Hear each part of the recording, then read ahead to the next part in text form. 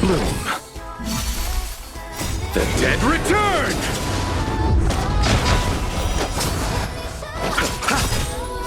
Endless riddles. Nothing but a void. Time to twirl! Open sesame. Glimpse the unknown. Hey! I won't break.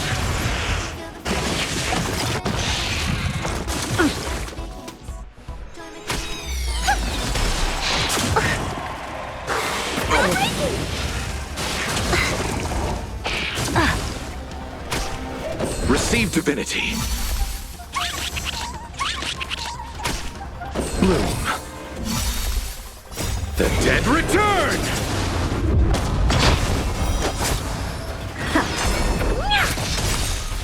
This big diamond! It's all yours! Time to twirl! Endless riddles. Nothing but a void. Time to twirl! Expand your thinking. Watch a chrome. Time to twirl!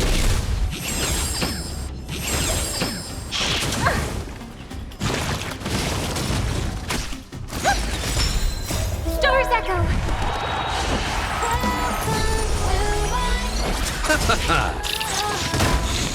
Open sesame.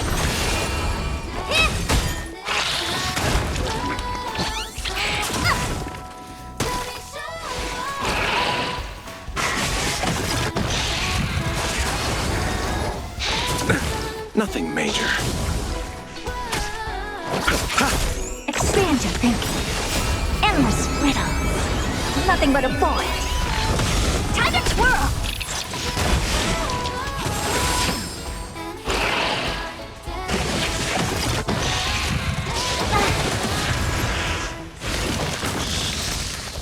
I won't break.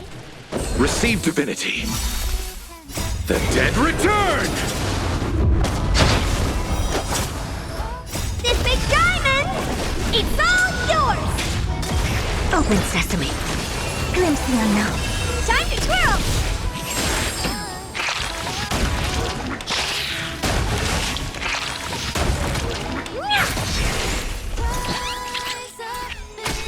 Harmony and unison.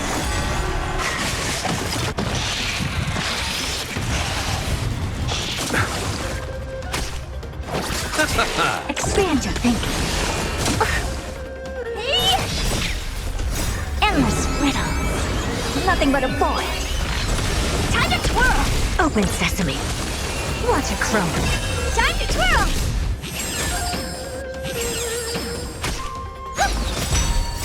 Stars echo.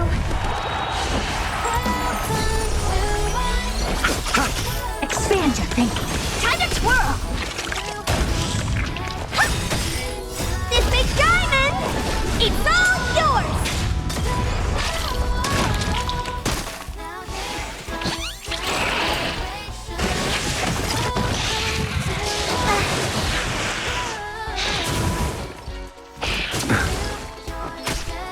Bloom. The dead return! Endless riddles. Nothing but a void. Time to twirl! Open sesame. Glimpse the unknown. Time to twirl!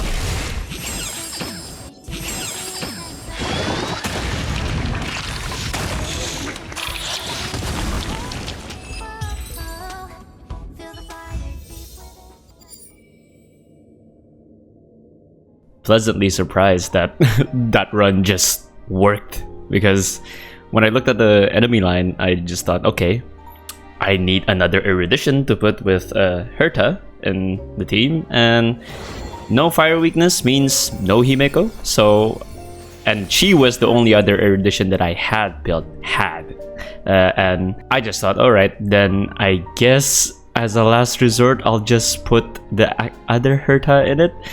And I've never used the other Herta, and I'll talk about it while we go through the build here. And yeah, I think I'm pleasantly surprised, because this isn't exactly a overly impressive build, I guess I'd say. A bit low on crit rate, and Thankfully, I did manage to get the LC, although it was still painful. The only reason I did MOC immediately was because I lost both on character and LC, so 30,000 gems just disappeared out of nowhere, so I just wanted to try and start recouping some of them. And yeah, 129 speed, light cone is on S1.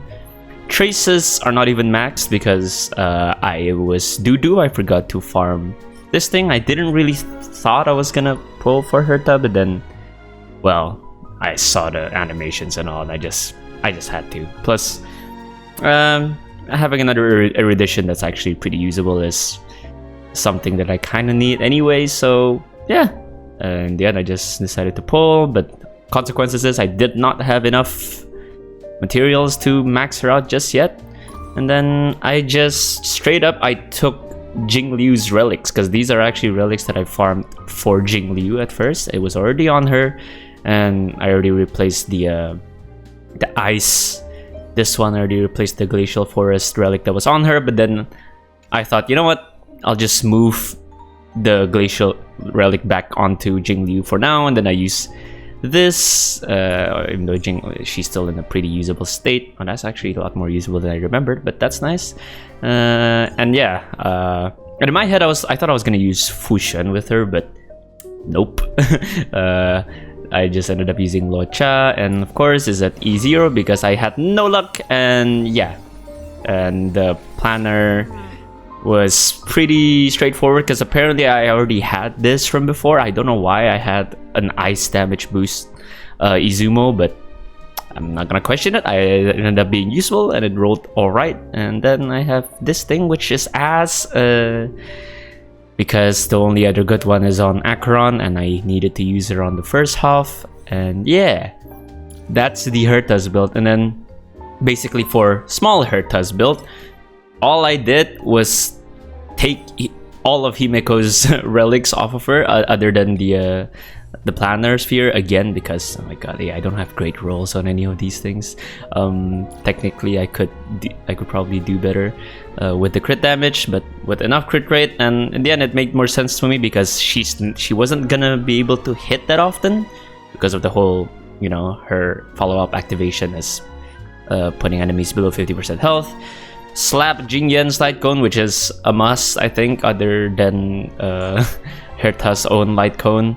And then I just sort of emergency leveled up her traces, at least her skill and her ultimate, up until 10. Because thankfully I farmed these for Himeko and Jingyan, but never really ended up using it for them. And then I also wanted to use, part of me wanted to just try and build up, where is she? To build up Qingque for this, because the weaknesses of MOC 12 had Quantum as well, I think. And I just thought Qingque would have been great, but then, you know what? Because both waves have ice, I guess this Herta would have been the best to go for anyways. And yeah, just took Himeko's relics, of course, at E6, because this is an old-ass character. If you don't have her on E6 at this point, you are either very lucky or very unlucky, depending on what you think of it. Yeah, those are the traces. And then the next parts is just Robin. I think my Robin is pretty decently built. Good ER with her signature light cone. Traces are maxed, and relics are just 2-piece, I guess. I didn't even know that I had 2-piece Musketeer and Messenger, but yeah, there you go. With Broken Keel, Eidolon is at E0 as usual. And I guess the MVP, honestly, of that run was, I want to say Locha was kind of, if you saw that whole run, he healed at the right time, the ult came back at the right time. I think this was vital. If you were using the effect res light cone, I don't think it'd be able to get the timings that I had. I was also lucky because the one thing that would have been a lot of RNG when it comes to that run would have been whether or not how consecutively your characters get attacked. You saw you saw small Herta just got bodied by the Mega Blast of the Swarm guy.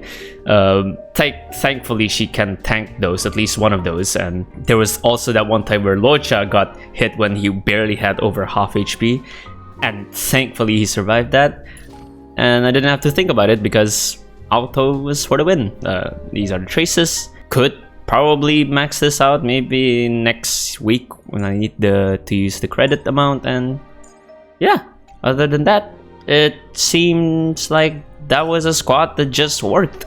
Even though with, I'll say decent. I was gonna say subpar, but you know what? I'll put it as decent because these are, in my case, pretty decent rolls. And it's funny because in technicality, that squad took what, 3 cycles maybe to go through it, and it outperformed. And I took 5 cycles for the first Svarak section. I don't have it recorded, but basically it was these two with Ron, Mei, and Fushen. And it's just funny that they outperformed this squad because although, you know, you can argue that this is not exactly the most like optimal, I guess, setup, because while yes, she would be able to impart a lot of debuff and she can practically ult so many times because of it, there's not really that much damage aspect from what Kafka could have done in that squad in general. And maybe I contemplated using Black Swan with Kafka instead, but you know, I could have switched either one. I could have gone Akron Black Swan or Kafka Black Swan, and it would have been, I think it would have been, I could have been better maybe if we were to test it out. But in the end, yeah, I was pretty happy with how all that went. And that's about it. Hope you guys enjoyed it. Maybe you guys can try to replicate the squad. I think it's pretty accessible.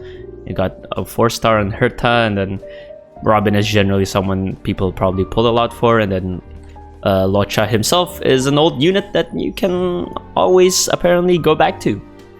Yeah, and this is with relics still at his relics are still at 12. I accept for the outgoing healing boost, and E0 as well. So yeah, in any case, thank you for coming by, and hope you guys have some good luck in the Herta polls. You know, the name's Leafy, and I'll see you guys next time. Sayonara.